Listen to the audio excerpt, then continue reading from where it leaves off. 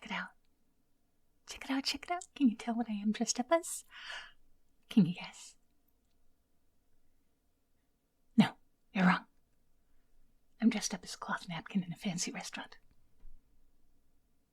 Okay, maybe I'm dressed up as the world's most questionable angelic bishop. But it's one or the other. Look, I'm going to start off right out the gate saying that this is going to be a really gross story, and I realize that some people may find this whole outfit a little offensive. What with me being dressed top to bottom in religious iconography, and of a religion that isn't mine. But I figure I may as well get the sacrilege out of the way very early, because honestly, nothing I can say or do or wear is going to be nearly as sacrilegious as what Pope Stephen VI did to Pope Formosus in the story I'm about to tell you. So, buckle up, babes. You've been warned. It's going to be one hell of a just religious shit show in today's whispery history. Today, I'm going to tell you the story that is not just of historical events, but of absolute insanity and ambition. And it's a story of revenge so wild it just kind of transcends the boundaries between life and death. Let me tell you, I have spent years studying this moment, poring over dusty manuscripts, tracing the intricate web of medieval politics, and interviewing, visiting. Okay, you know what? No, I didn't do any of that. I heard about a cool story, and I did a Google search and checked out some old books online. But you know, it's still a really good story. So sit back and relax and allow me to regale you with the most spectacularly macabre moment in all of ecclesiastical history. The Cadaver Synod of 897 CE. Now, to begin with, a synod is it's a meeting. It's a meeting of religious figures where they decide procedure and talk about rules and how things should be done. Sometimes it's a trial of sorts. To understand this particular delightful little descent into medieval madness, first we're going to have to unpack the deliciously complicated backstory of Pope Stephen VI and Pope Formosus. These two men had a beef that would culminate in the most bizarre trial in Christian history. Pope Formosus, before his, shall we say, unexpected court appearance, was a pretty controversial figure right out of the gate. He was a former bishop of Porto, and he was very politically ambitious in an era where the papacy was less of a spiritual office and more of a cutthroat game. It was impressive. He made enemies fast, like really fast, like reality show contestants would admire how fast he could make enemies, especially with Stephen VI, who could give a master class in how to harbor a grudge.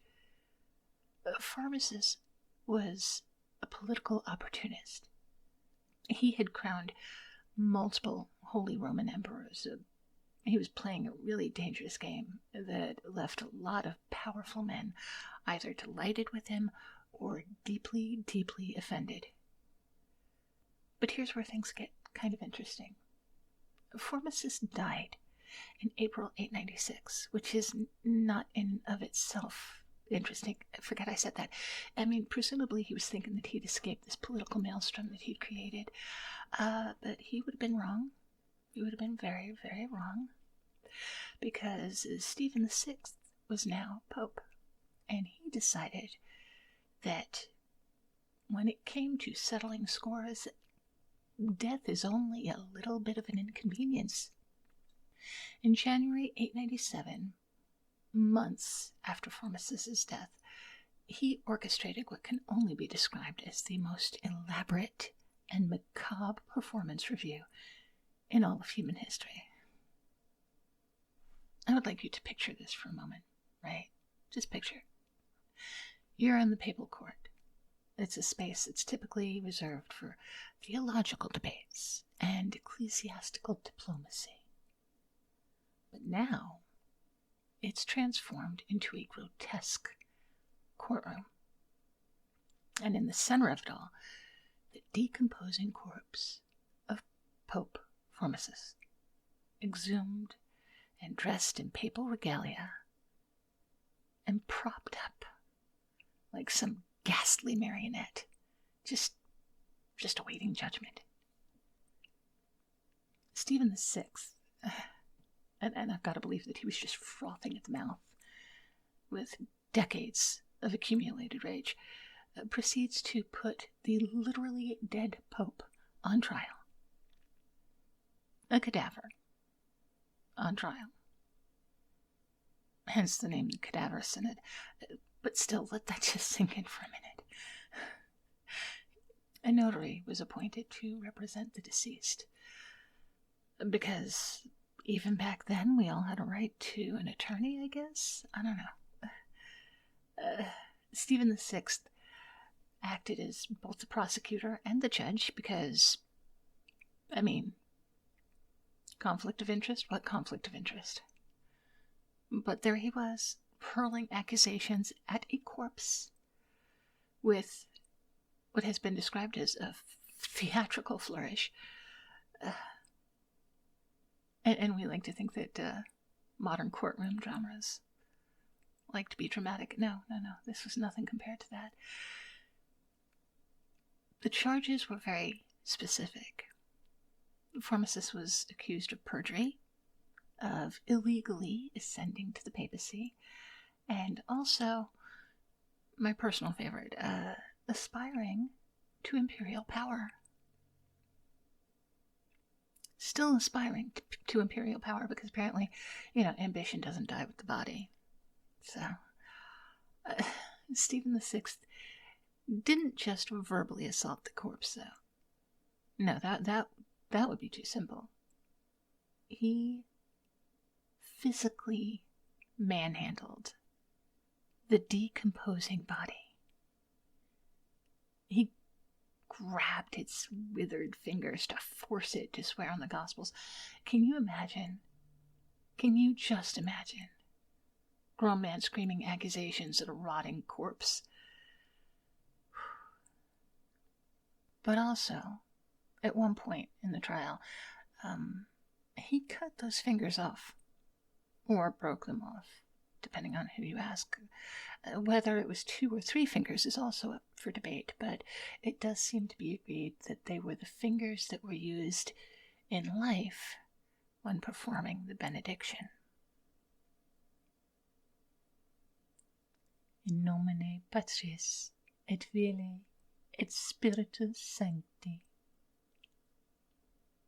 Not bad for a 2-girl, huh? Yeah, you keep on intermarrying, you New York and New Jersey Jews and Italians. Nobody else can tell us apart until they hear what language we curse in. And even then, it's kind of a crapshoot until you figure out what day we pray on. Sorry, back to the Cadaver Synod. During all of this madness and desecration, the corpse, of course, did remain silent throughout the proceedings. I know that's shocking. I mean, we all have the right to remain silent, but how many of us have quite the same ability? Huh? The historian George Ives once described it as, and I quote, "The old man's body, like a monstrous doll, might nod and bend while the attendants supported it, or collapse in a ghastly bundle if they left it alone. But it made no sound, and the deacon would probably be wary in his defense, for there were dark holes nearby, other than sepulchres. It was a dangerous thing to defend a corpse too strongly against the person who was crazy enough to pull that corpse out of the grave in order to put him on trial, is what he's saying. At the end of the trial, Stephen I, shockingly, again, found Formosus guilty on all charges. This part might be a little bit ridiculous, as if the rest of it weren't. The sentence was posthumous humiliation. I guess he thought that hadn't already happened.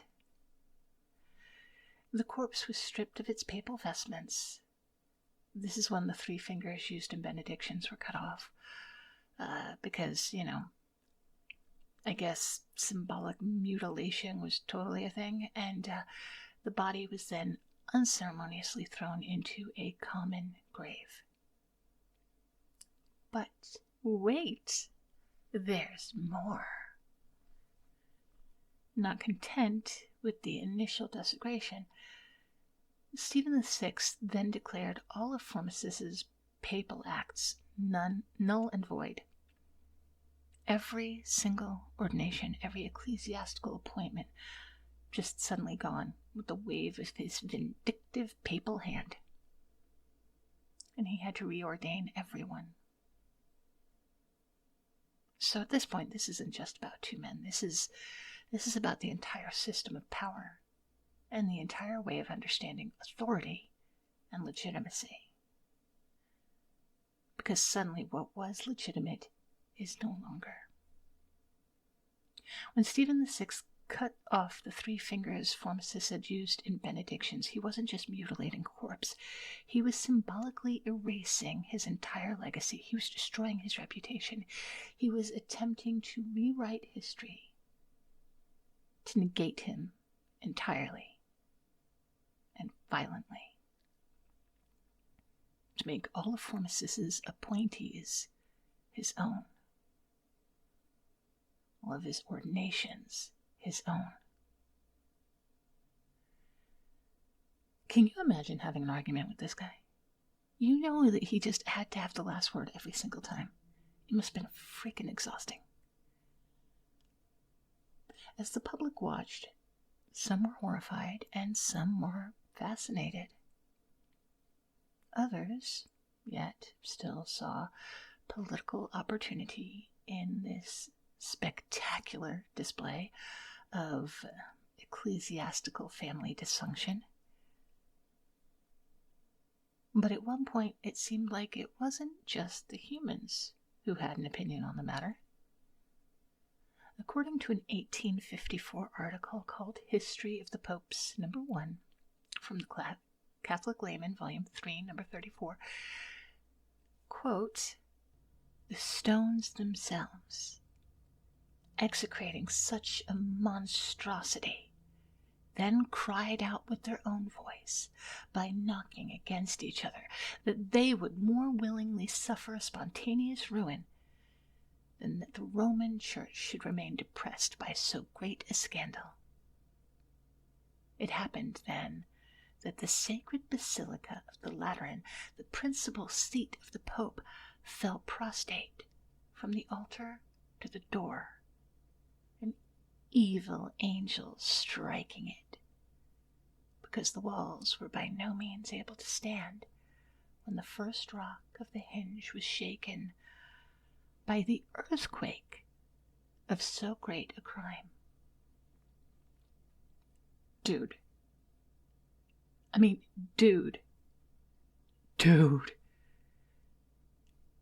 If you're putting a dead pope on trial and suddenly there's an earthquake, maybe you should be rethinking your process. Dude, I'm pretty agnostic, but I'm pretty certain that would seem like a sign to me. Okay, so Admittedly, any real historian listening right now, they can already spot the problem with what I just said, right? With me quoting an 1850s article about an event 1,000 years earlier. I mean, clearly, this is not a primary source or a first-hand account. But you know what? You know what? Screw you. Screw you. No. It had footnotes in a language that I could not read, so it must be legit, right? Right.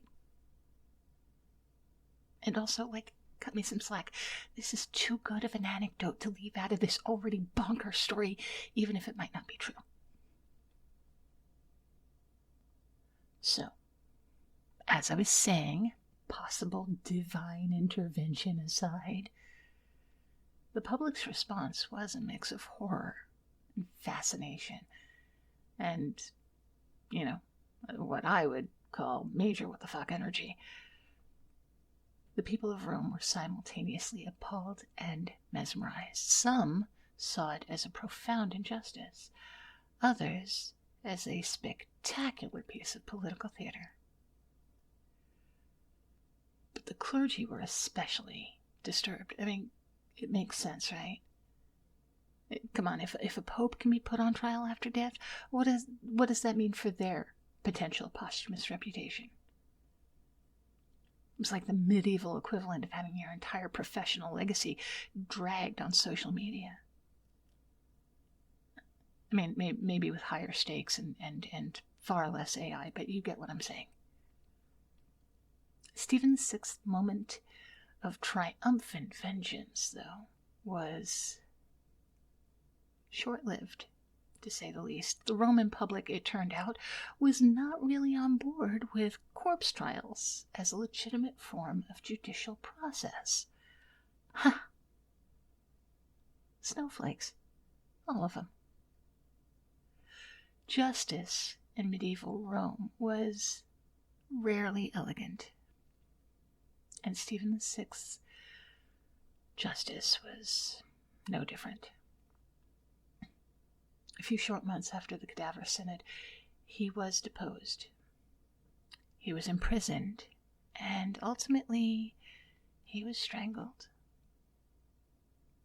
One might say that justice was served, albeit in a manner that was in and of itself somewhat extrajudicial.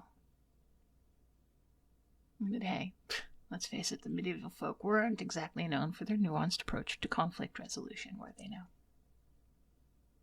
But the story does not end here. There were 2 subsequent synods to decide and relitigate the entire affair. The first rehabilitation synod was held shortly after Stephen VI's death. Effectively, it nullified the Cadaver Synod. They decided that the trial was invalid, and they restored Formicus's papal acts and essentially said, yeah, that whole corpse thing, not our best moment.